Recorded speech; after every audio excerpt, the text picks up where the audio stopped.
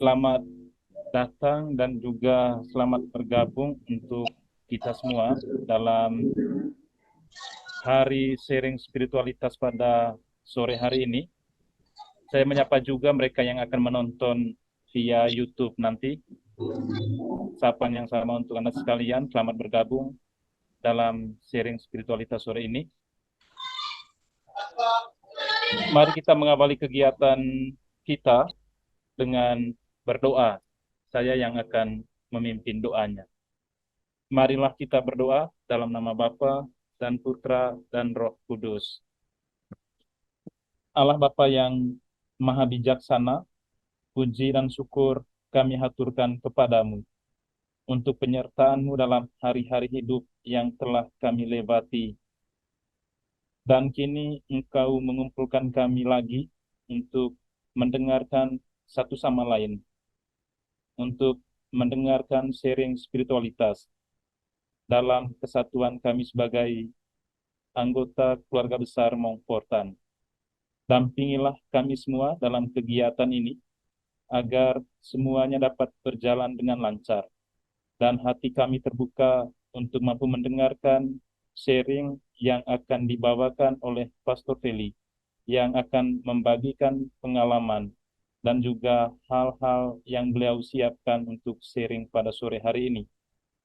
Semoga kami diberi hati seperti Bunda Maria, agar kami mampu menjadi pendengar yang bijaksana, yang mampu meresapkan apa yang akan kami dengar, dan mampu kami hayati juga dalam kehidupan kami sehari-hari, sesuai dengan panggilan kami masing-masing.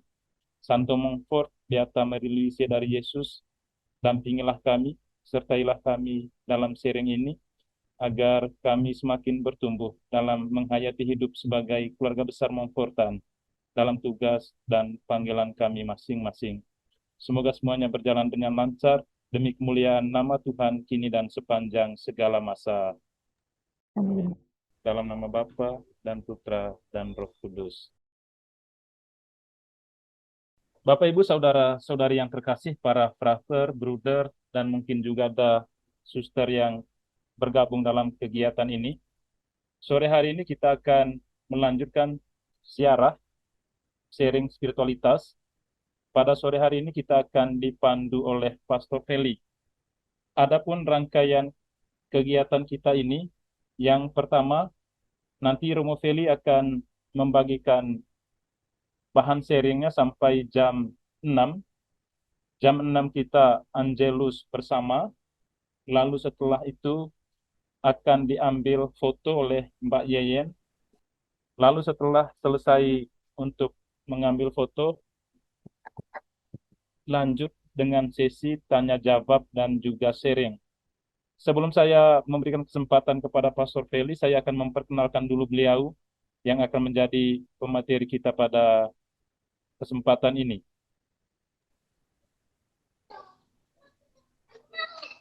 Nama lengkap beliau Pastor Avelinus Amput SMM, tempat tanggal lahir di Manggarai, 16 Juni 1969, Keuskupan Ruteng, Flores, Nusa Tenggara Timur.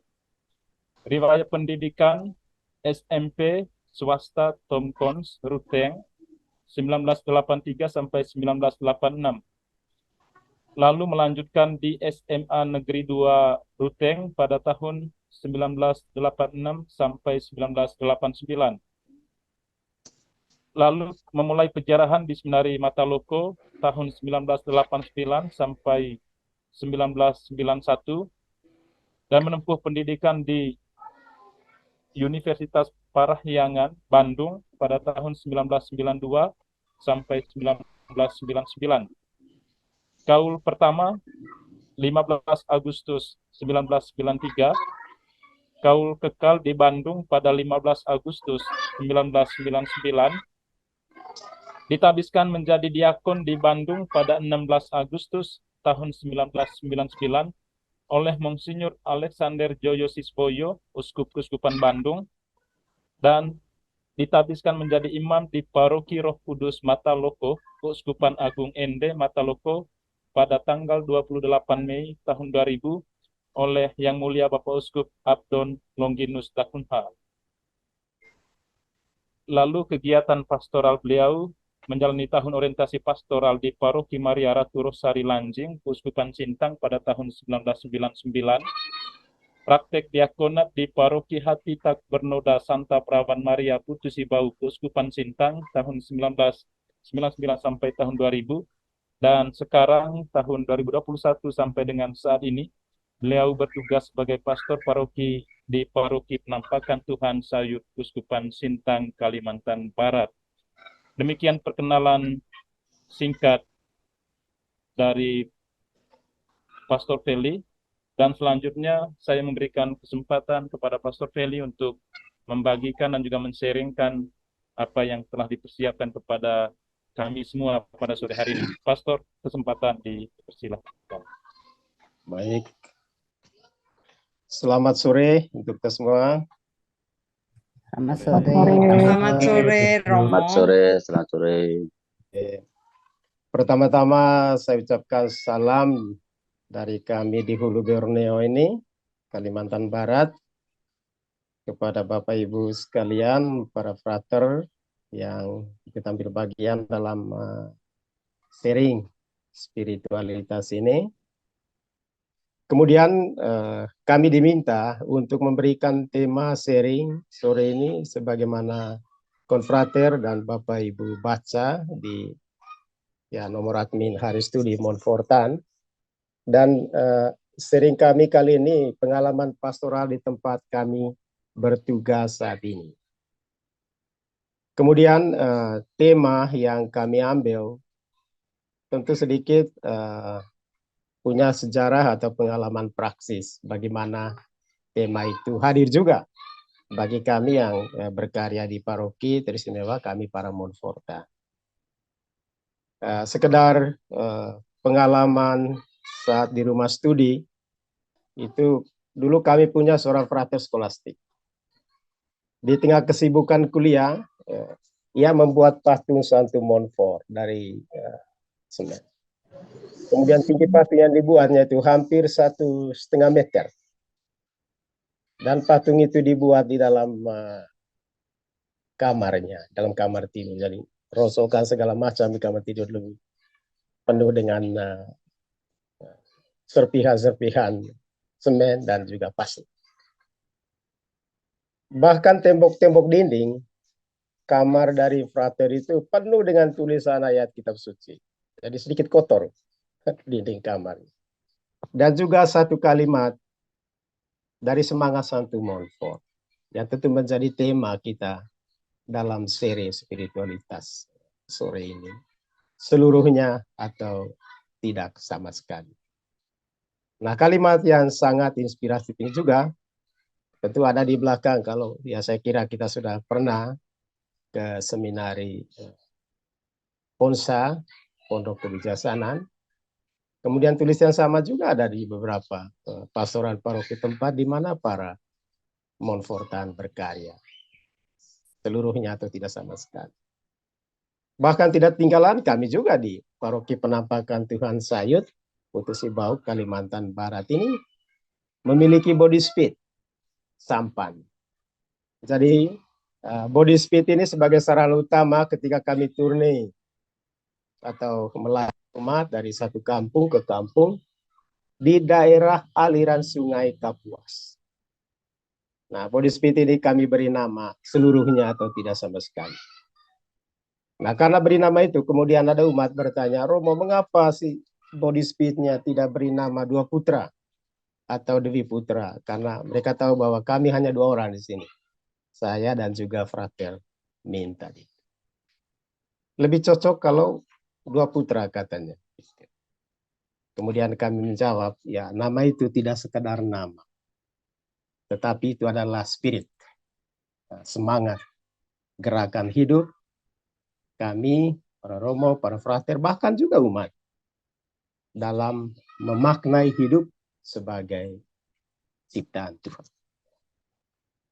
Nah, dari pengalaman kecil ini, mengapa kami memilih tema ini yang berkarya di paroki, jadi Paroki Penampakan Tuhan, tentu dari reaksi salah satu umat paroki kami dari tema ini, kita bisa menangkap bahwa semangat atau spirit seluruhnya atau tidak sama sekali tentu bukanlah sederetan kata-kata mati. Bahkan juga bukan hanya tulisan yang terlekat kuat di dinding, mungkin juga di dinding rumah kita, ya, komunitas, atau di tempat-tempat lain yang kapan saja bisa kita membacanya. Dan bukan juga sebatas kata tanpa makna. Ya, dalam pembicaraan santai, tidak diskusi, mungkin di tengah kopi santai sore hari, atau sekedar kumpulan kutipan. Atau mungkin juga sekedar aksesoris hiasan dalam catatan harian kita. Atau segalanya juga, atau tidak sama sekali, tentu bukan hanya khusus bagi kita sebagai Montfortan atau bagi Bapak Ibu, saudara-saudari yang secara khusus menggali dan mendalami spiritualitas Montfortan, Pemirsa, Montfortius, ataupun kelompok-kelompok lain yang menjadi semangat dan gerakan dalam hidup dan karya. Nah, akan tetapi seluruhnya itu tidak sama sekali adalah semangat hidup, ya, dan karya kita sebagai ciptaan Tuhan dalam suatu perziarahan menuju kepenuhan atau kekudusan. Jadi perziarahan atau perjalanan hidup kita manusia ini ke kekudusan dan kepenuhan itu. Nah, dari semuanya itu memberikan gambaran bagi kita bahwa totalitas hidup dan seluruh gerak hidup kita memang terarah kepada Sang Pencipta itu, kepada Allah saja. Maka dari sinilah kita mulai menyadari bahwa hidup kita memang di dunia ini masuk dalam proses perjalanan itu. Masuk dalam proses menuju kekudusan. Masuk dalam proses menuju kepenuhan. Untuk berjumpa dengan Allah sebagai sumber segalanya bagi kita. Nah, inilah yang kita maknai dari apa yang Montfort katakan itu. Kemudian Santo Aurelius Augustinus Hippo yang hidup tahun 354 sampai 430, dia mengatakan bahwa dengan perjuangan dan kerja keras, dengan doa dan permohonan, kita manusia itu supaya bertumbuh dalam rahmat Allah. Ya, kita nanti sampai pada ketinggian kesempurnaan. Artinya menuju kepada kepenuhan itu, kekudusan itu, di mana hati kita sungguh bersih. Jiwa kita juga sungguh bersih dan dapat melihat Allah. Dan tujuan akhir dari perjuangan hidup kita itu pada titik yang terakhir, yakni Allah sendiri. Kemudian Santo Montfort sendiri juga melihat peran Maria untuk membawa kita menuju Yesus. Dan kita tidak pernah memberi lebih banyak kehormatan kepada Yesus dibandingkan dengan cara kita menghormati Maria ibunya. Dan kita menghormati Bunda Maria semata-mata dan hanya supaya menghormati Yesus dengan lebih sempurna. Jadi Maria sungguh menjadi tala, menjadi saluran. Bagaimana kita sungguh nanti mengalami kepenuhan itu. Mengalami perjumpaan dengan Yesus itu. Tentu melalui tangan dan hati Maria. Maka seluruh hidup kita menuju kepada tujuan itu yang kita cari. Tidak ada lain. Kepada Yesus, Putra Allah, sekaligus juga Putra Maria. Nah, Bapak, Ibu, Saudara-saudari, dan para konfrater sekalian, spirit seluruhnya atau tidak sama sekali itu memang telah tertanam dalam diri kita. Ya. Sebagaimana termeterai dalam pembaptisan yang kita terima menjadi anggota gereja. Seperti kata Montfort, dia katakan bahwa setiap orang Kristiani sebelum menerima pembaptisan, mereka itu adalah hamba setan. Karena waktu itu menjadi milik setan. Jadi semua menjadi milik setan. Nah, pada saat pembaptisan melalui mulut, ya kalau baptis bayi ya melalui mulut orang tuanya, ataupun yang dewasa dengan mulut dan hatinya sendiri, maukah secara total menolak setan itu. Dan sekaligus semua godaan, bahkan perbuatannya. Dan telah memilih Yesus Kristus sebagai Tuhannya yang berkuasa. Kalau sudah memilih Yesus sebagai Tuhan yang berkuasa, maka secara utuh dan total mesti bergantung penuh pada Yesus Kristus. Bukan lagi kepada yang lain-lain. Ya, maka dari itu inti beriman Kristiani adalah beriman dan percaya seluruhnya kepada Yesus Kristus. Dan dengan tegas mengatakan tidak sama sekali masuk dalam perangkap setan dengan segala godaan dan juga bujuk rayu. Seperti dikatakan juga oleh Santo Sebastianus yang hidup tahun 256 sampai 288. Dia katakan bahwa setan itu terus-menerus merayu setiap kegelisahan kita dalam hidup ini, demi mendapat jiwa-jiwa yang adalah milik Kristus. Semakin orang berjalan menuju kepenuhan, kekudusan, mau berjumpa dengan Kristus, pada saat itu juga gerakan hati setan itu selalu juga ikut ambil bagian untuk menggerogoti orang yang memiliki hati dan totalitas hidup untuk bertemu dengan Tuhan. Nah, maka beliau juga mengatakan bahwa kita seharusnya tidak pernah mengeluh dalam bekerja keras dan terus-menerus untuk merebut jiwa-jiwa dari setan itu dan mengembalikannya kepada Tuhan. Nah, oleh karena itu kita pun harus menjadi milik Yesus Kristus dan melayaninya. Mungkin juga tidak hanya pelayan-pelayan sebagai yang diupah, melainkan sebagai hamba yang memang dengan penuh kasih, dengan secara total digerakkan oleh kasih itu. Sekaligus memberikan diri dan menyerahkan diri secara total dan terbagi dalam melayani sebagai hamba Yesus Kristus. Artinya apa, Bapak, Ibu, Saudara-saudari? Artinya bahwa semangat hidup seluruhnya atau tidak sama sekali adalah jawaban, respon, kemudian komitmen, totalitas kita sebagai orang Kristen dalam memaknai arti pembaptisan itu untuk setia sampai mati memilih Kristus, bukan yang lain. Tentu bagi kita umat Kristiani, ya, kedalaman makna atau intimitas untuk setia kepada Kristus atau tidak ketika kita bersentuhan dengan dan berada dalam realitas hidup harian.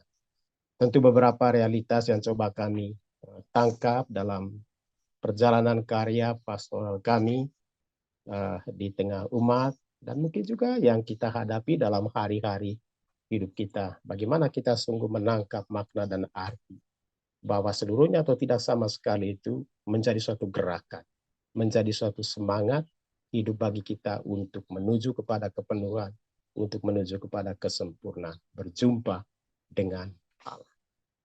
Nah, realitas pertama yang kami teduhkan adalah realitas kehadiran itu. Bahwa hadir untuk ada dan hidup bersama yang lain. Ya, dalam hidup bersama itu ya dalam satu hati, satu pikiran, satu semangat, kemudian satu tindakan, satu perbuatan, bahkan satu iman dan satu kasih serta harapan.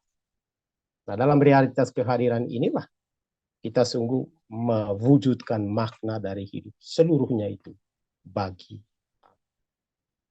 Kemudian realitas yang kedua adalah realitas pengorbanan diri. Ya, dalam seluruh perjalanan pengalaman pastoral yang dialami, realitas pengorbanan diri ini sungguh-sungguh nyata dan konkret, ya.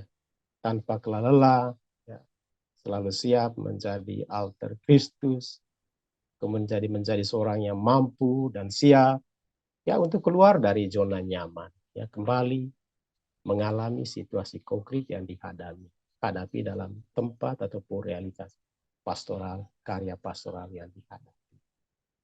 Nah, selain realitas kehadiran dan juga pengorbanan diri ini, juga realitas pemberian diri.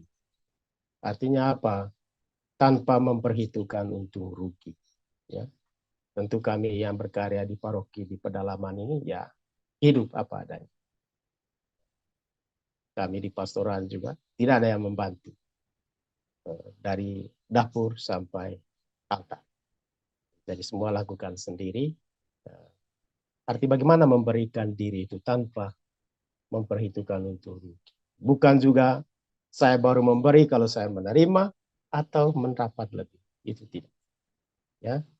Dan tentu kita bisa menggali dari contoh nyata pada hidup dan pribadi Yesus sebagaimana dikatakan oleh Santo Paulus kepada umat di Filipi bahwa yang mengosongkan diri, yang menjadi hamba dan tentu juga mati disalib adalah ungkapan pemberian diri yang sangat sungguh total dan utuh hanya untuk Tuhan.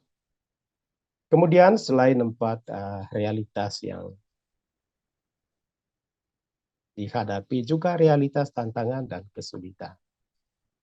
Jadi dalam perjalanan pastoral ya menjadi orang yang tidak menyerah begitu atau pasrah atau terima saja kepada keadaan. Tetapi sungguh-sungguh strong, kuat ya di tengah cuaca, medan jauh, kemudian lewat air dan segala macamnya. Nah, di tengah situasi dan kondisi seperti itu, ya hanya satu titik yang coba dia maknai. Sebagaimana dikatakan oleh Santo Montfort juga. Dia mengatakan, ya siap menanggung resiko hanya untuk Allah. Apapun yang dihadapi, demi atau untuk Allah saja. Kemudian dari keempat realitas yang lain, tentu kita masuk kepada realitas kesetiaan. Jadi, ketakberdayaan yang hadir pada saat kita menjalankan tugas. Tentu di situ Tuhan juga seluruhnya pasti hadir, menemani dan juga memberikan peneguhan dan kekuatan. Nah, di balik sisi yang lain juga ya ada juga dalam konteks usia dan umur, mungkin kita yang telah melampaui kekuatan kita, ya karena tua atau sakit, ya dengan kondisi demikian tentu kita tetap hadir. Kemudian memberikan diri dengan adanya kita. Hanya bagi Allah. Dan disinilah titik atau letak kesetiaan. Bapak, Ibu, Saudara-saudari, terkasih serta para konfrater. Realitas-realitas hidup seperti itulah yang coba kami tangkap dalam karya pelayanan pastoral kami di paroki Penampakan Tuhan Sayut, Kusupan Sintang di Kalimantan Barat ini. Nah, untuk itu sebelum kami menseringkan bagaimana realitas kehadiran, bagaimana pengorbanan, bagaimana pemberian diri, serta tantangan yang dihadapi. Kemudian bagaimana kami memaknai kesetiaan kami dalam menjalani tugas perutusan kami.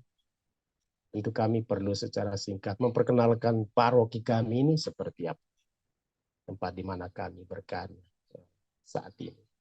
Nah, setelah itu nanti kami mencoba menseringkan metode pastoral apa yang kami lakukan selama ini sehingga kami sungguh hadir dan ada dalam karya perayaan parokial, menjumpai dan bertemu dengan umat baik yang ada di hilir maupun yang ada di hulu di daerah pengalaman stasi-stasi terjauh. Dan juga kita menemukan bagaimana tantangan yang mereka hadapi hari-hari hidup mereka, baik dalam konteks spiritual, ekonomi, kemudian berhadapan dengan kultur, budaya, begitu. Kemudian setelah metode pastoral, tantangan, gerakan pastoral apa yang coba kami usahakan untuk sedikit meminimalisir kerinduan dan harapan umat itu, kemudian untuk menjawab bagaimana kehadiran kami, pelayanan kami sungguh-sungguh menjadi alter Kristus tadi. Sungguh menjadi bagian dari umat dengan situasi, kondisi, dan pengalaman, tantangan, dan hidup yang mereka alami. Nah, umat paroki mayoritas warga asli Dayak, dan ada juga umat pendatang dari Jawa, NTT, kemudian Sumatera, beberapa juga dari Sulawesi, dari Banjar. Nah, total umat Katolik di paroki kami saat ini berdasarkan data statistik paroki 2022 ya, berjumlah 4.866 jiwa. Jadi belum termasuk yang baru dibaptis dalam setengah tahun ini, kurang lebih 50-an jiwa yang dibaptis. Kemudian paroki ini dibagi dalam 13 stasi. Selain stasi pusat, ada 6 stasi yang ditempuh dengan transportasi darat di bagian hulu, bagian hilir paroki pusat. Kemudian sisanya 6 stasi itu ditempuh dengan transportasi air. Jadi hanya menggunakan speed, tadi nama speed kami itu seluruhnya atau tidak sama sekali, dengan jarak stasi yang satu dengan stasi yang lain lumayan jauh. Begitu. Kemudian paroki ini hanya dilayani oleh satu imam, kami sendiri, dan juga frater, satu frater. Dan memang kalau hari Minggu kami dibantu oleh rekan imam Monfortan dari komunitas, salah satu komunitas pembinaan, komunitas misi kami punya, yaitu di Soli di Putus Ibau. Nah, wilayah paroki mencakup 8 desa, dan di dalamnya ada beraneka suku. Dan sebagian besar itu ada namanya suku Taman, kemudian Dayak Punan, kemudian Dayak Pukat. Dan salah satu suku Taman itu sebagian besar umatnya tinggal di rumah panjang, yang mereka sebut rumah betang, begitu.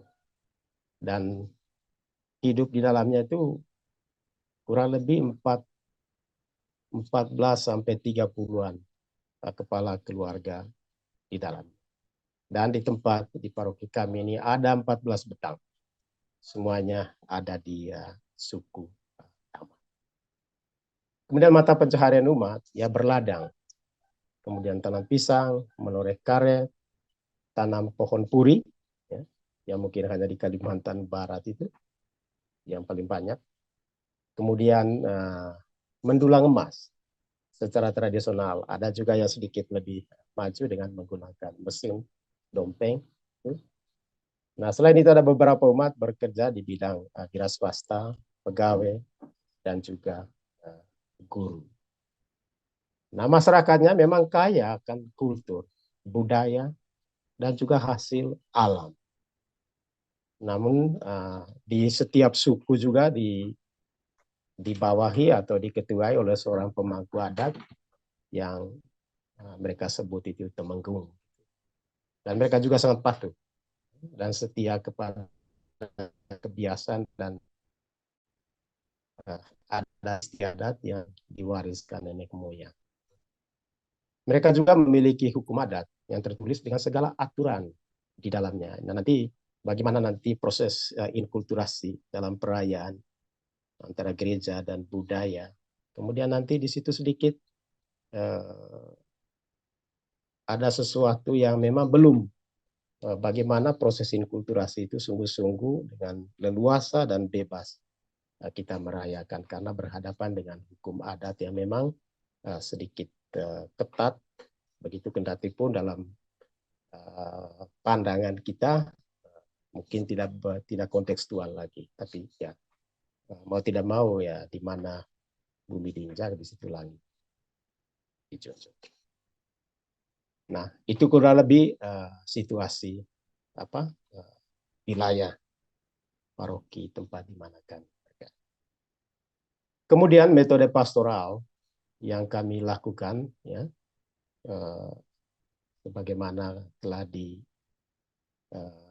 dijalankan selama ini adalah misi keliling turne bagi umat yang jauh dari paroki pusat, teristimewa dalam pelayanan sakramen.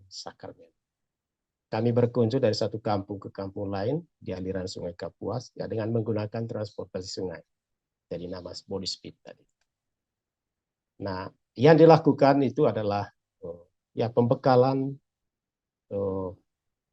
tenaga penyuluh agama, entah itu guru Katolik yang ditempatkan di sekolah baik yang sudah negeri maupun yang honor, begitu. Karena mereka lah yang lebih dekat dengan umat, teristimewa di daerah pedalaman. Ya, kami yang melayani ke sana ya mungkin 1 atau 2 kali dalam 3 bulan, begitu. Tidak rutin ya, karena soal kemampuan, teristimewa finansial yang tidak mendukung untuk. Kemudian juga pembekalan kaum muda, dan itu penting di paroki kami ini sebagai aset masa depan gereja, ya, melalui pelatihan-pelatihan, berorganisasi, kemudian memimpin doa, membawa bacaan, padat dalam perayaan Ekaristi, dan lain-lain.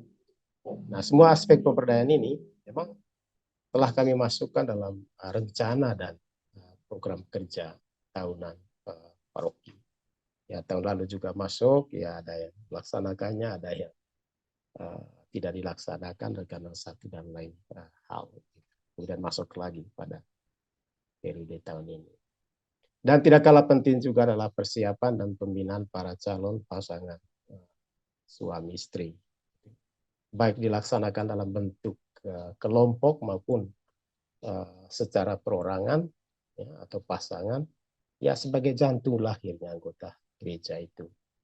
Nah, di bagian hilir ini ya, kami bekerja sama dengan 2 paroki tetangga, digabung di salah satu rumah tadi, rumah misi Diosoli itu untuk persiapan, ya, khusus persiapan perkawinan bagi calon pasangan yang hendak menerima masakan perkawinan. Tapi ya di bagian hulu ya kami sendiri yang coba memberikan beberapa pelatihan dan juga bekal-bekal supaya mereka tidak start dari nol, bagaimana membangun kehidupan keluarga Kristiani dengan baik, dan juga dalam hal mendidik dan membesarkan anak-anak dalam iman Kristiani.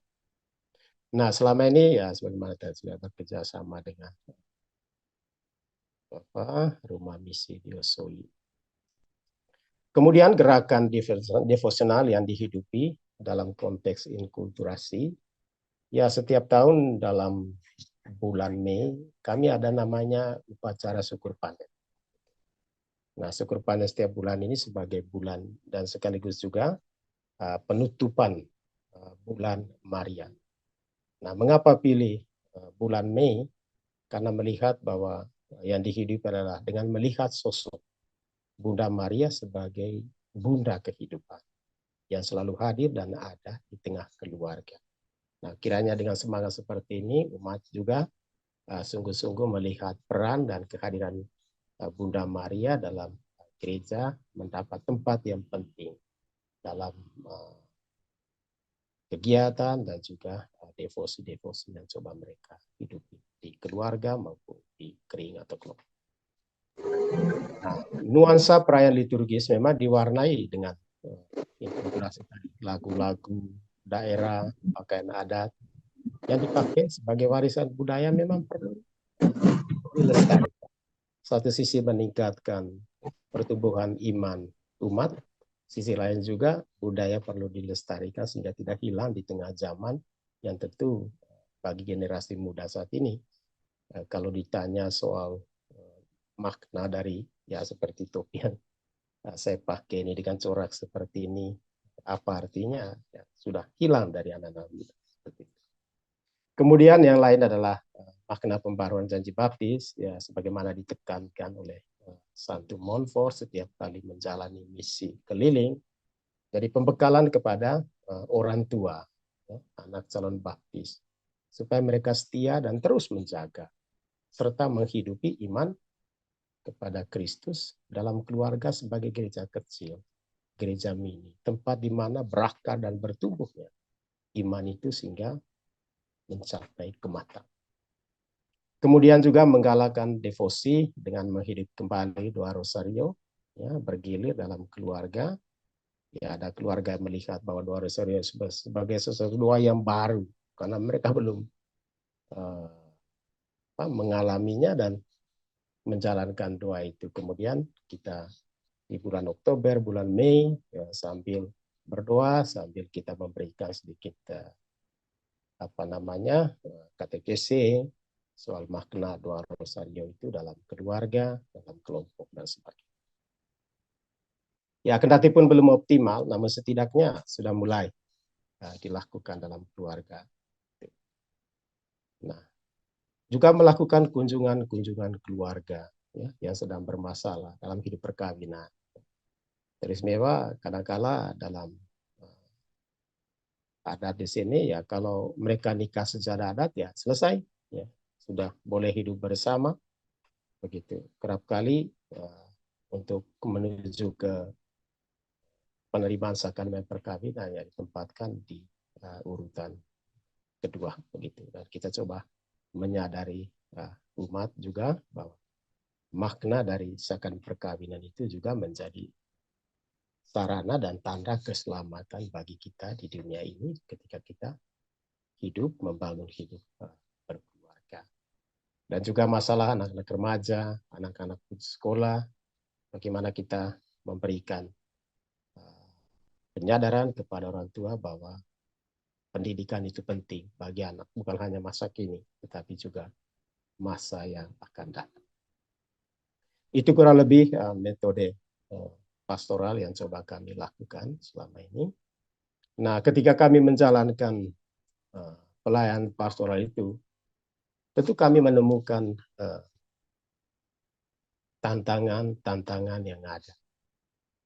Jadi semangat hidup seluruhnya atau tidak sama sekali, tentu adalah menjadi bagian dari ritme perjalanan hidup umat paroki. Penampakan Tuhan Sayuti dengan segala suka dukanya. Ya tentu umat paroki kami, mungkin mereka tidak membaca tulisan Santo Montfort ini. Mungkin mereka juga tidak pernah mendengar atau belum mendengar kalimat yang setiap kali ya kita yang tahu sudah biasa kita ucapkan. Akan tetapi sebagai anggota gereja, sebagai umat Kristiani, mereka telah dan sedang mengalami apa makna dan arti semangat hidup seluruhnya atau tidak sama sekali itu dalam hidup harian mereka. Ada berbagai tantangan, persoalan, dan juga harapan umat yang kami layani. Dan kami tahu kerinduan dan juga perjuangan umat yang hidup di stasi pedalaman itu. Kerinduan mereka untuk mendapatkan pelayanan sakramen secara rutin memang sangat besar. Namun untuk memberikan pelayanan itu bukanlah tugas yang mudah. Ya, teristimewa di hulu dengan stasi yang jauh, kemudian hanya transportasi air, dan juga ya terbatasnya tenaga pastoral atau imam dengan wilayah yang cukup luas, begitu biaya transportasi yang tidak sedikit, ya juga tidak diimbangi dengan peran serta dan kesadaran umat sebagai anggota gereja yang mandiri dan partisipasi dalam mendukung karya pastoral. Nah, dengan kata lain bahwa tanggung jawab, peran serta dan keaktifan umat sebagai anggota gereja atau dalam kehidupan menggereja memang masih sangat kurang atau belum optimal. Tentu hal ini disebabkan ya salah satunya tadi ya kehadiran pelayan pastoral memang sangat terbatas dan mendampingi secara kontinu terus-menerus. Ya, dan itu tidak sebanding dengan luas wilayah pelayanan yang cukup besar. Nah, selain itu terkadang stasi-stasi di pedalaman saat kami berkunjung atau turne sepi. Mengapa sepi? Karena sekian banyak umat itu bekerja jauh dan masuk ke dalam aliran sungai-sungai kecil di tengah hutan untuk mencari emas dan juga kayu gaharu. Dan mereka terkadang sekian bulan nginap di tempat kerja itu. Baru kembali ke kampung kalau mereka sudah membawa hasil emas atau kayu gaharu untuk dijual di kota. Dan itu juga salah satu tantangan yang kami hadapi, yang tentu itu adalah bagian dari ritme kehidupan mereka dengan kondisi ekonomi yang mereka jalani dan hadapi selama. Kemudian sumber daya manusia juga belum memadai. Sebagian besar anak-anak di kampung pedalaman banyak yang putus sekolah. Kalau sudah mendapat penghasilan dari kerjanya, ya dengan sendirinya berhenti bersekolah. Katanya bahwa untuk apa lagi kami sekolah kalau sudah bekerja dan menghasilkan uang. Nah, hal ini disebabkan tentu kurangnya adanya dorongan dari orang tua untuk mengarahkan anak-anak mereka kan bisa mengecap pendidikan lanjutan dan tidak sebatas tamat SD, bahkan tidak tamat SD sama sekali. Ya, mungkin dalam pikiran kita bahwa mereka menghasilkan banyak emas, menghasilkan banyak kayu, menghasilkan banyak uang. Bisa jadi ya, dan juga sekaligus tidak. Sebab kalau dilihat dengan biaya hidup mereka pasti belum mencukupi. Apalagi tidak didukung dengan sumber daya manusia yang memadai, khususnya dalam mengolah hasil kerja secara bertanggung jawab. Karena kadang-kala mereka berprinsip bahwa ya hasil kerja hari ini nikmati hari ini, besok bekerja lagi dan pasti menghasilkan duit, menghasilkan uang. Dan ada pengalaman kecil ketika kami menjalankan turne ke salah satu stasi. Ada seorang umat, dia membawa emas untuk dijual di kota setelah dia pulang kerja dari hutan. Kalau diuangkan berkisar kurang lebih 25 juta. Nah, setelah kembali dari kota, setelah emasnya dijual, dia membeli kalung emas, kemudian cincin emas, dan handphone. Padahal di stasi atau kampung itu belum ada menara telepon. Belum ada sinyal juga. Kemudian sampai di kampung, esok harinya, ia bon atau utang beras di tetangga. Jadi bisa dibayangkan dengan cara mengolah ekonomi seperti itu. Tentu dilatar belakangi oleh sumber daya yang memang tidak memungkinkan untuk keluar dari kebiasaan seperti itu. Umat yang di pedalaman ya hidup ya bergantung penuh pada sumber alam yang tidak dapat diperbaharui, emas.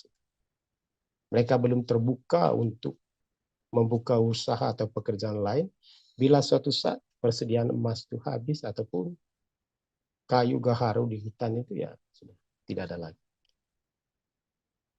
Nah, dengan sangat mudah juga mereka menjual tanah kepada orang luar dengan harga yang menjanjikan.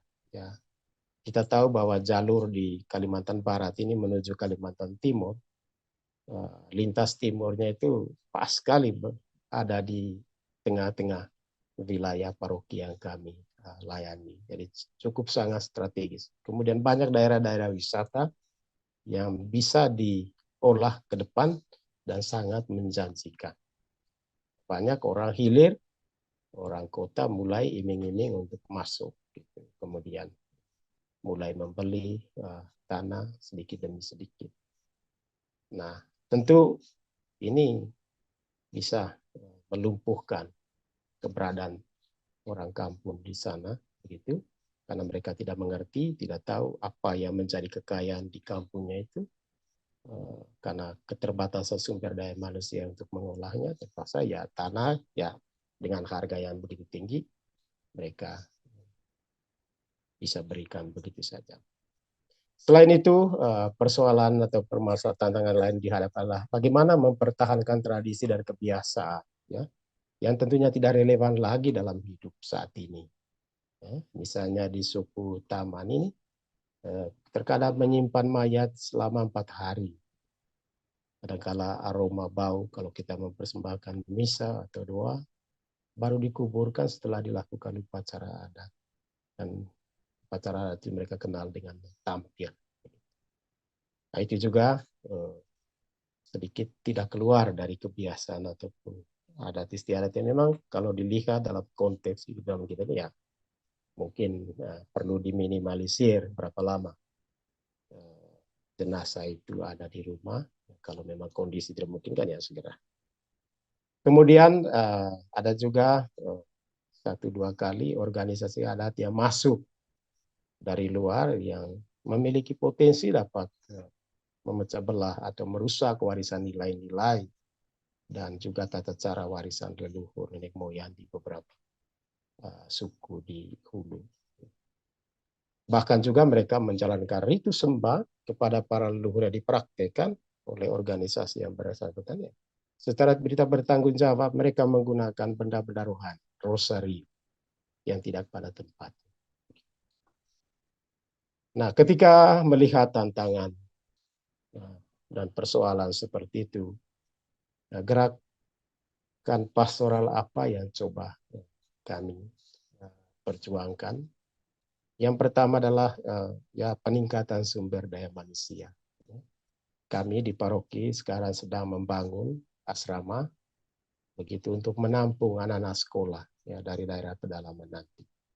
Begitu nanti mereka kalau seandainya selesai, ya bagaimana kita membuat format yang baik sehingga anak-anak di situ tidak hanya sebagai tempat tinggal, tetapi juga mentalitas karakter perlu dibantu. Kemudian yang kedua, gerakan adalah memberikan kesadaran kepada umat akan pentingnya menjaga hak milik tanah sebagai aset ya masa depan bagi anak-anak mereka nanti. Ya, entah lewat khotbah, lewat diskusi-diskusi informal di tengah keluarga ketika kami turnei, bahkan juga pada saat acara syukur panen. Kami selalu genjot memberikan masukan dan kesadaran betapa pentingnya menjaga hak milik demi masa depan anak-anak. Kemudian juga umat didorong agar tanah yang nganggur ya perlu ditanami tanaman atau pohon-pohon yang produktif. Kalau di bagian hilir itu ya sudah kelihatan wajahnya, ada pisang, ada karet, ada puri, ada pinang. Tetapi di bagian hulu ya kan itu tadi kebiasaan mereka hanya masuk ke tengah hutan, mendulang emas, tidak ada tanaman lain lagi. Tanam padi ya musiman sekali dalam 1 tahun, itu pun tidak cukup untuk kadang-kala tidak cukup untuk kehidupan harian sebelum panen berikut. Kemudian pendekatan kepada ya tokoh-tokoh adat ya umat yang di kampung-kampung agar mereka memahami dan menyadari betapa pentingnya melindungi apa menjadi hak milik ya. Bagaimana tadi berupa tanah dan segala macamnya. Kemudian tokoh-tokoh adat dan tokoh umat bersama-sama didorong untuk mencari langkah yang tepat dan harmonis untuk memadukan pelaksanaan kegiatan adat di satu sisi dan juga ajaran gereja di sisi lain agar tidak boleh bertentangan. Dan ini saya kisahkan pengalaman kami kemarin ketika menjalankan syukur panen yang jauh-jauh hari sudah diprogramkan, sudah direncanakan. Kemudian tiba-tiba di salah satu betang atau rumah panjang ini keluarganya meninggal di tempat yang jauh. Tetapi di sini dilakukan acara adat menjalankan bulih namanya, masa-masa duka. Nah kemudian dalam masa-masa duka itu tidak boleh membunyikan gong, gendang dan beberapa alat-alat tradisional itu. Nah ketika kami syukur panen, kegiatan syukur panen itu tidak hanya di gereja, tetapi juga misanya di gua. Kemudian karena kami diarak, para imam dan juga Bapak Uskup diarak pakai mobil, kemudian membunyikan gong, gendang dan segala macamnya. Nah kami diberi sebagai apa yang dibunyikan itu ternyata melanggar adat gitu. Kemudian kami kena pelanggaran adat, bayar adat itu. Kemudian beberapa tokoh agama datang, tokoh umat dan juga tokoh adat datang menemui saya mau membicarakan hal itu begitu. Dan saya bilang ini kan program program gereja begitu yang dari awal sudah direncanakan, kemudian ujungnya malah kena adat seperti itu. Nah, kemudian ya untuk menetralisir bahwa kegiatan menggereja ini kan misa syukur panen itu syukur menuju pada keselamatan, kepada kepenuhan dan kekudusan tadi. Kemudian bagaimana memformulasi pelanggaran itu bukan kena pada gereja katanya, tapi pada budayanya.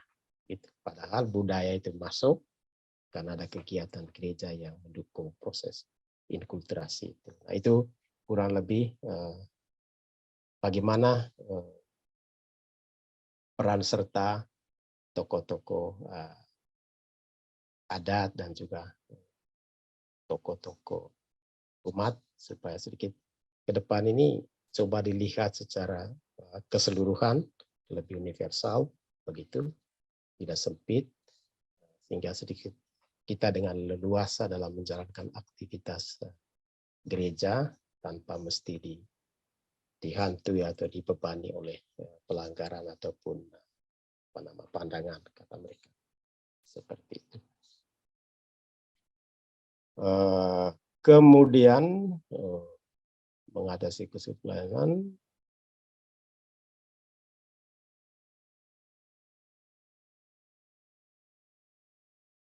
yang berikut itu adalah selain tadi bagaimana kerjasama antara tokoh-tokoh adat dan juga dari pihak gereja untuk mencari langkah yang lebih tepat dan harmonis dalam memadukan pelaksanaan kegiatan adat satu sisi dan juga kegiatan gereja di sisi lain.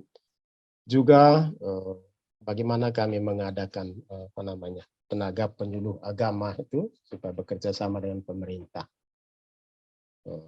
dengan Bimas Agama Katolik. Dan saat ini kami hanya memiliki 3 orang tenaga penyuluh. Itu pun mereka tidak full time, separuh waktu, ya, karena mereka juga mengajar. Jadi memang keterbatasan tenaga pastoral dalam karya pastoral itu nyata. Terus didorong peran serta dan keaktifan umat dalam gereja, serta membangun kesadaran umat akan gereja mandiri, ya, berupa iuran keluarga, kemudian dan hal lain-lain.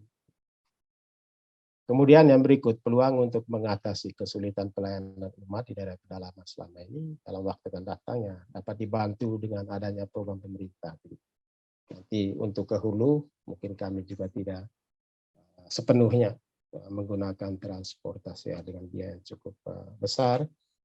Mungkin nanti menggunakan darat, begitu sedang dirintis di tengah hutan sana, jalan lintas timur untuk menghubungi Kalimantan Barat dengan Kalimantan Timur menuju IKN yang kita rindukan saat ini. Kemudian selain tantangan tadi gerakan pastoral, kemudian metode pastoral, tentu ada kekuatan internal, ya, yang tentu menjadi roh juga bagi kami untuk keluar melayani. Dalam isi doa yang menggelora, Montfort menambahkan para misionaris. Mereka adalah kelompok kaum pilihan Tuhan, ya, yang dibentuk di dunia ini. Mereka sekawan anak domba yang memang dikumpulkan dari sekian banyak serigala, kemudian sekawan burung merpati, dan seterusnya. Begitu. Nah, seperti Kristus mengajarkan kita bahwa Bapa mengasihi kita semua sebagaimana kita ini adanya dan memanggil kita untuk bertumbuh dan terus menerus berjalan dalam cinta dan kasih Tuhan. Nah, kami di ini ada komunitas kecil, ya, pastoral ini kami beri nama Komunitas Santo Yosef, sesuai dengan nama Yayasan Paroki. Nah, dari komunitas kecil inilah kami pergi untuk melayani dan mengabdi dan kembali ke komunitas untuk dicas dan disegarkan kembali, menerima energi baru dengan berkumpul bersama rekan setipastoral, bersama frater dan kami sendiri. Kemudian dalam doa bersama, ekaristi, kemudian persaudaraan, sepanggilan. Nah, dalam konteks kekuatan internal seperti itu, kami mencoba berusaha untuk menjawab panggilan Kristus ini dalam komunitas, bersama-sama dan masing-masing berusaha untuk menerima kepribadian kami yang berbeda, dengan bakat, talenta, dan juga kekurangan dan kelemahan.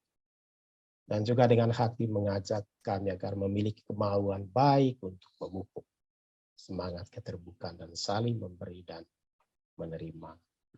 Dan salah satu hal yang coba kami bangun juga adalah membangun sikap saling percaya. Begitu, untuk membangun hubungan yang baik satu sama lain. Merasakan kelompok kecil, ya, tim kecilnya sebagai ya sungguh yang enjoy life. Kemudian dalam konteks pelayanan, kami juga diajak untuk bertanggung jawab, ya, siap melayani apa yang menjadi kebutuhan dalam tadi beberapa realitas pengosongan diri, pemberian diri itu, kami diajak untuk bertanggung jawab. Yang memungkinkan kami juga untuk sungguh-sungguh merasa liberos. Semakin kami melayani, semakin liberos. Untuk mengatakan tugas kita dan bukan tugas. Kemudian dalam konteks relasi, kami mencoba membangun relasi, ya, satu hati, satu semangat. Ya. Itu kemudian belajar untuk hidup dalam perbedaan. Ya, watak, umur, ya saya sudah tua ini, 50-an, kemudian frater masih muda, semangat. Ya. Ya, cara berpikir dan pengalaman dan perbedaan juga ya perlu. Bagaimana relasi itu menjadi jembatan untuk saling membantu. Dengan kata lain, belajar untuk memberi dan menerima. Ya. Dan juga berhadapan dengan umat, ya tidak ada pilih kasih. Tetap mencakup semua usia hadir untuk melayani. Kemudian dalam konteks rohaniat, itu tadi sudah dikatakan doa bersama, ekaristi dalam komunitas, ya Pastor, 1-2 hari. Kalau ya, saya mengira kita Angelus dulu. oke, baik ya. Sebentar lagi. Marilah kita berdoa dalam nama Bapa dan Putra dan Roh Kudus. Amin. Mari yang diberi kabar oleh malaikat Tuhan, Makanya dari Roh Kudus. Salam Maria, penuh rahmat Tuhan sertamu. Terpujilah engkau di antara wanita dan terpujilah buah tubuhmu Yesus. Santa Maria Bunda Allah, doakanlah kami yang berdosa ini sekarang dan mati. Amin. Aku ini hamba Tuhan, Terjadilah jadilah padaku padaku menurut menurut perkataan. perkataan. Salam Maria, penuh rahmat Tuhan sertamu. Terpujilah engkau di antara wanita dan terpujilah buah tubuhmu Yesus. Santa Maria, Bunda Allah, doakanlah kami yang berdosa berdosa ini, ini sekarang dan waktu kami mati. mati. Amin. Sabda sudah menjadi daging Dan tinggal di tinggal antara di kita. Salam Maria, penuh rahmat Tuhan sertamu. Terpujilah engkau di antara wanita dan terpujilah buah tubuhmu Yesus. Santa Maria, Bunda Allah, Doakanlah kami yang berdosa sekarang dan sekarang waktu dan kami waktu mati. kematian. Doakanlah kami ya Santa Bunda Allah, Supaya kami supaya dapat menikmati janji Kristus. marilah kita berdoa. Ya Tuhan, Ya Tuhan, karena kabar malaikat kami kami mengetahui mengetahui bahwa bahwa Yesus Yesus Yesus Kristus Kristus Putra telah manusia, menjadi manusia. kami Kami mohon doakan curahkanlah rahmat rahmat dalam dalam hati hati kami, supaya karena berkenan sengsara dan kasih salibnya, kami dibawa kepada kebangkitan yang mulia demi Kristus Tuhan dan pengacara kami. Amin. Dalam nama Bapa dan Putra dan Roh Kudus. Amin. Silakan melanjutkan, Pastor. Waktunya Oke, kurang baik. lebih 3 menit. Oh, pas. Memang pas 3 menit. Ya. Baik, Bapak, Ibu, Saudara, Saudari terkasih, saya lanjutkan. Dari kekuatan internal inilah yang mendorong kami untuk bergerak keluar. Melayani umat dengan hati yang bebas dan penuh. Tentu ditutup dengan bahwa sering pastoral yang kami bagikan ini mungkin tidak mencakup semua pengalaman pastoral dengan segala tantangan dan peluang yang coba kami lakukan dalam karya pelayanan kami. Dan mungkin nanti kita bisa ya, diperkaya dengan pertanyaan-pertanyaan yang mungkin belum sempat ada dalam ingatan kami pada sharing ini. Itu pun sejauh yang bisa kami jawab.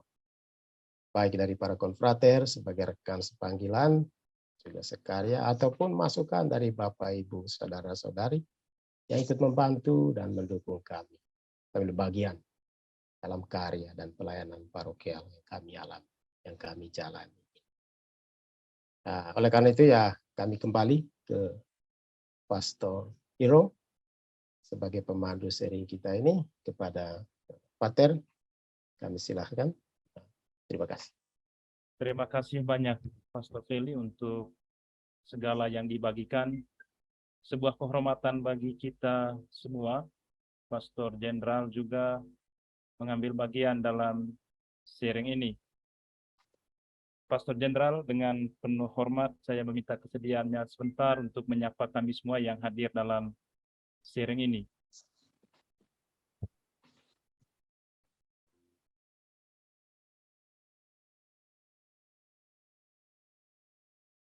Semoga Pastor Jenderalnya masih bersama kita.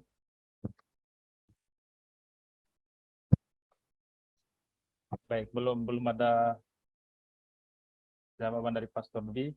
Saya akan membagikan sebentar apa yang menjadi ringkasan dari sharing sore hingga malam hari ini.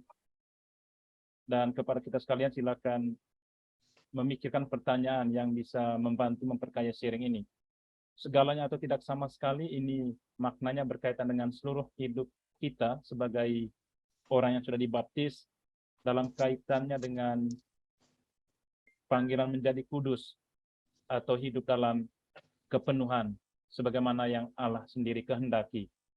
Nah, wujud penghayatan hidup itu dihayati oleh Pastor Feli dalam refleksinya, juga dalam kapasitasnya sebagai tim pastoral di Sayut Penampakan Tuhan, yakni hadir dan ada bersama dengan yang lain, pengorbanan diri dengan keluar dari zona nyaman, semangat pemberian diri, menjadi orang yang tidak mudah menyerah, bermental kuat, dan menjalaninya dalam semangat kesetiaan. Nah, dalam menghayati hal itu yang dilakukan dalam metode pastoral, turne, kunjungan dari stasi ke stasi, memberikan pembekalan kepada para penyuluh agama Katolik demi memudahkan komunikasi, pembekalan kaum muda, persiapan dan pembinaan para calon keluarga baru, pasangan suami dan istri, entah secara massal melalui kursus persiapan perkawinan Katolik di Rumah Misi Deo Soli, ataupun secara personal ketika ada kunjungan parokial, kunjungan pastoral. Kehidupan devosional umat tampak dalam proses inkulturasi perayaan syukur panen yang dilaksanakan pada bulan Mei, bertepatan dengan penutupan bulan Maria pada tanggal 31 Mei. Juga untuk membantu umat menghayati dan juga menyadari permenungan iman akan Bunda Maria sebagai Ratu Keluarga. Lalu pembekalan kepada orang tua dari para calon baptis anak-anak, menghidupkan kembali doa rosario bergilir, kunjungan-kunjungan keluarga. Dalam menghayati itu ada tantangan yang tadi disebutkan, umat yang belum sepenuhnya mampu menghidupi semangat hidup yang bersumber pada semangat segalanya atau tidak sama sekali, keterbatasan tenaga pastoral, transportasi yang tidak murah untuk mengadakan kunjungan umat, partisipasi umat yang belum optimal dalam menghayati hidup sebagai subjek aktif dalam karya gereja, kurang tingginya partisipasi dan kehadiran umat dalam mengikuti perayaan liturgis. Ini berhubungan dengan mata pencaharian hidup dari umat stasi, sumber daya manusia yang belum memadai, angka putus sekolah yang tinggi, bagaimana membangun dialog antara tradisi dengan arus modernisasi yang ada sekarang, dan juga adanya kelompok atau organisasi adat baru yang mengacau balaukan penghayatan iman. Nah, gerakan pastoral yang dibuat demi menghadapi tantangan itu, peningkatan sumber daya manusia lewat pembangunan asrama untuk anak-anak dari pedalaman yang mau melanjutkan sekolah, memberikan kesadaran kepada umat tentang pentingnya menjaga tanah sebagai aset hidup ke depannya, meningkatkan produktivitas tanah atau lahan yang selama ini tidur, yang belum diolah, melakukan pendekatan kepada tokoh-tokoh adat demi mengadakan dialog mengenai pentingnya menjaga hak milik, dialog dengan tokoh adat dalam kaitannya dengan praktik dan penghayatan iman Katolik yang benar, membekali para penyuluh agama Katolik yang saat ini berjumlah 3 orang, mendorong partisipasi umat dalam gereja mandiri, dan tenaga pastoral juga dibantu dengan program pemerintah, yakni adanya jalur darat untuk bisa menjangkau stasi-stasi. Kekuatan internal yang diperoleh dalam semua karya pastoral, yakni doa-doa komunitas, spirit dan semangat doa mongkor, hidup komunitas dan kerjasama tim pastoral, sikap saling percaya, bertanggung jawab, relasi satu hati dan satu semangat dalam komunitas. Itu hal yang menjadi poin yang disaringkan oleh Pastor Feli. Lebih kurangnya saya ucapkan mohon maaf berkaitan dengan apa yang diringkas. Nah, selanjutnya kita lanjut ke dalam sesi pertanyaan. Pastor Feli, para peserta yang hadir dalam ruang Zoom ini, ruang virtual ini, yang mau bertanya silakan. Romo, maaf Romo. Dari tadi dalam penyampaian Romo Feli itu banyak kata seluruhnya atau tidak sama sekali. Itu saya pikir kebiasaan bicaranya atau bagaimana. Ternyata itu satu moto Romo. Tema yang diberi itu rangkuman dari seluruh spirit. Semangat Santo Montfort ketika dia menjalankan panggilan, kemudian karya, perutusan di zamannya. Kemudian dia menghadapi situasi dan kondisi saat itu di tengah perang, kemudian kehidupan masyarakat di Prancis, dan dia menghadapi tantangan dan cobaan itu. Kadang-kala ada orang yang sudah meninggalkan kehidupan semangat Kristiani, masuk dalam dunia yang modern, dan bagaimana Montfort hadir di tengah tantangan dan situasi seperti itu. Rupanya semangat Montfort yang berapi-api, dia coba masuk seluruhnya, tidak ada tersisa. Nah, kalau seandainya ada yang tersisa, berarti tidak sungguh-sungguh sebagai apostolik, sebagai misionaris apostolik di zamannya. Dan tema yang kami angkat itu terbagian dari spirit dan semangat Montfort yang menggerakkan dia untuk tanpa kenal lelah dalam situasi dan kondisi apapun hadir di tengah umat. Tadi beberapa percikan yang coba Romo sampaikan, semangat devosional, kemudian pembaharuan baptis, dan juga dia bagaimana menggerakkan dan memotivasi para pengikutnya dan juga umat. Sehingga dalam kacamata saat ini, apa yang Montfort sampaikan itu tentu tidak hanya di kalangan para Montfortan, tidak hanya di kalangan orang-orang yang ikut ambil bagian dalam spirit, tetapi juga dalam konteks seluruh umat Kristiani. Kalau kita menjawab dalam konteks zaman kita saat ini, kita mau memilih Kristus atau tidak? Tidak sama sekali. Sebagaimana atau tidak sama sekali. Sebagaimana Romo beri contoh tadi itu, bagaimana orang sudah dibaptis, kemudian memilih masih setia pada adat istiadat, boleh katakan kumpul kebo gitu. Nah, kita memberikan penyalan. Kalau seluruhnya sudah dibaptis menjadi Katolik, ya, karena sakramen perkawinan itu adalah menjadi sarana dan juga menjadi sarana keselamatan bagi yang melangsungkan perkawinan. Terima kasih Romo Feli. Oke, terima kasih. Bagi yang mau memperdalami lagi, mau bertanya, Saya Romo, dipersilahkan. ini saya langsung saja Romo. Tadi saya mendengarkan Romo mengatakan bahwa pelayanan pastoral di sana itu dilaksanakan 3 bulan sekali, gitu Romo. Itu karena ada keterbatasan, baik dari finansial maupun karena mungkin keterbatasan dari kurang adanya banyak itu pelayan pastoral ya Romo ya. Yang saya mau tanyakan, bagaimana dengan pelayanan besar nanti kalau dilaksanakan di sana itu? Cara pelayanan itu seperti apa? Kalau dilihat dari pelayanan yang dilaksanakan 3 bulan sekali itu Romo, seperti pelayanan Paskah, Natal gitu. Terima kasih Romo.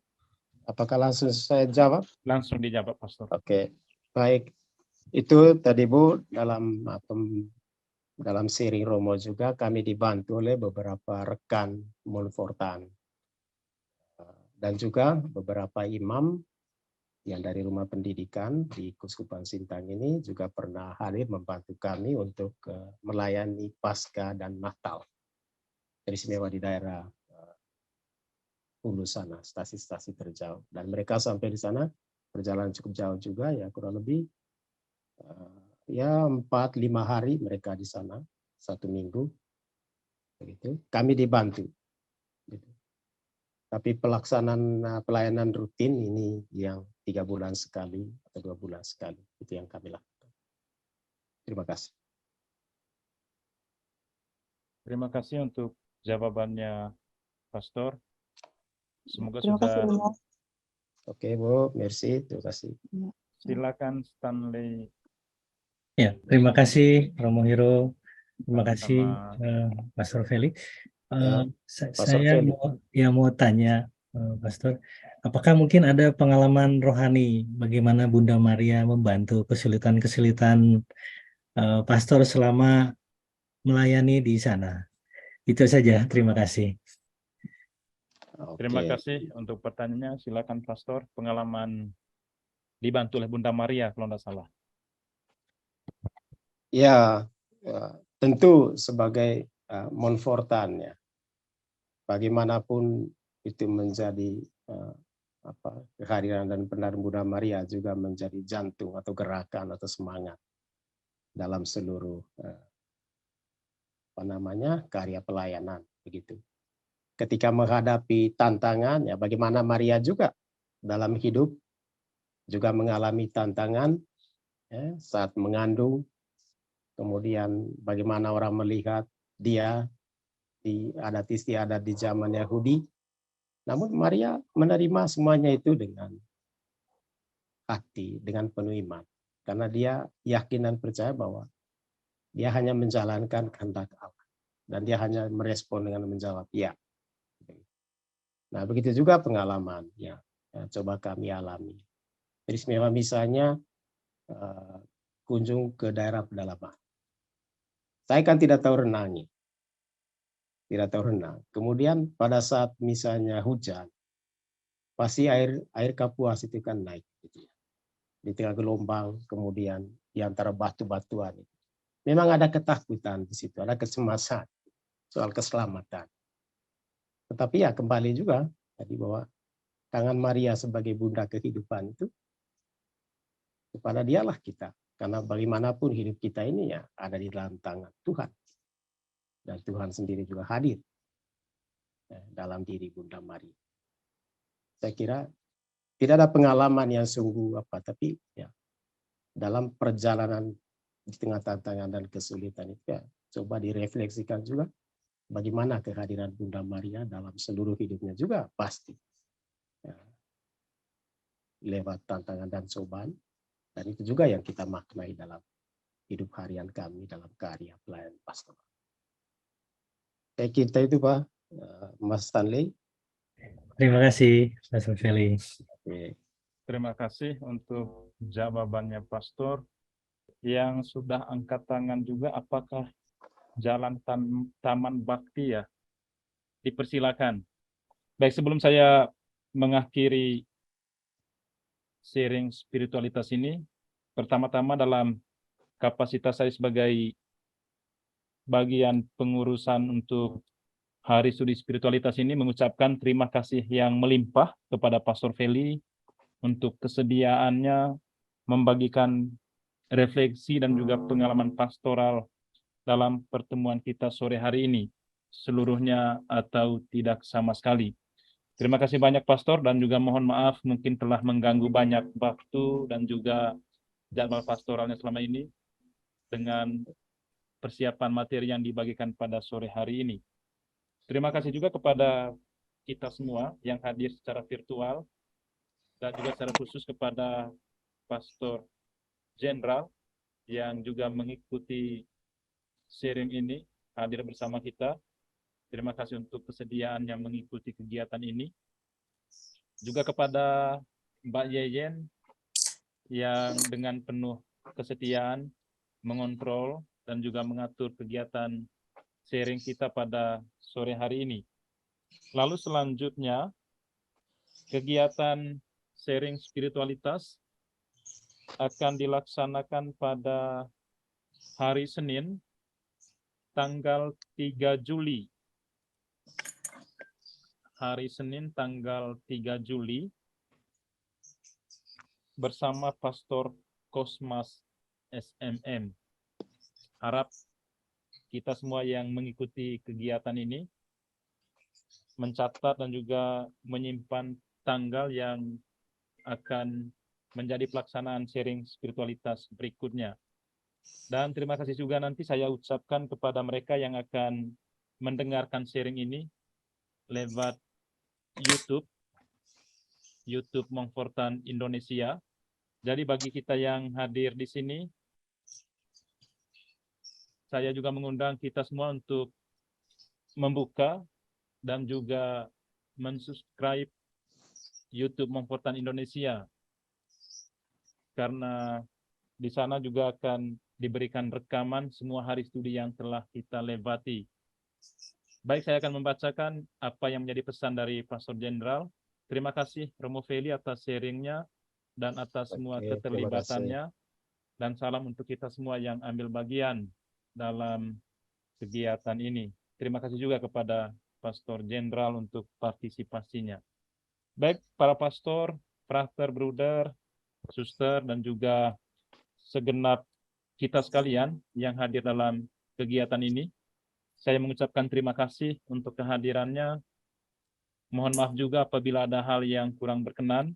Dan sebelum doa penutup, mungkin ada 1-2 hal yang mau disampaikan oleh Pastor Feli untuk mengakhiri sharing pada sore hari ini. Oke, pertama-tama terima kasih untuk bagian pusat spiritualitas yang telah membantu kami juga supaya tetap semangat dalam menjalankan tugas dan karya pelayanan pastoral ini. Dengan diberi tugas seperti ini kan kami juga diberi waktu untuk coba melihat apa yang menjadi tugas kami. Itu yang pertama. Yang kedua, terima kasih kepada para konfrater ya, dan juga kepada Bapak Ibu, saudara-saudari yang telah ikut ambil bagian dalam mendengar pengalaman dan seri yang kami bagikan. Mungkin tidak semuanya kami bagikan, namun tentu bisa memperkaya kita satu sama lain untuk semakin hari, semakin mendalami hidup iman kita akan Tuhan, akan Kristus, sebagaimana Montfort katakan seluruhnya, atau tidak sama sekali. Dan minta maaf kalau satu dan lain kata yang mungkin tidak jelas atau apa, dan juga kepada Rumah Pusat Spiritualitas karena tunda-tunda waktu ya, baru kami mendapat jatah kali ini. Ya itulah pengalaman kami di pastoral. Jadi kadang-kala hal yang penting pun bisa digeser waktunya. Namun ya dengan hati yang sabar, Pastor Hero dan timnya itu bisa memberi kesempatan di waktu yang lain untuk itu. Jadi, terima kasih semuanya. Salam dari kami di Hului dan juga dari Pater yang bersama saya. Terima kasih. Terima kasih banyak Pastor juga buat kita semua. Dan waktu sudah menunjukkan pukul 18.30 waktu Indonesia Barat. Terima kasih untuk kehadiran kita semua. Sampai jumpa pada tanggal 3 Juli nanti. Dan mari kita mengakhiri kegiatan kita dengan doa penutup. Marilah kita berdoa dalam nama Bapa dan Putra dan Roh Kudus. Amin.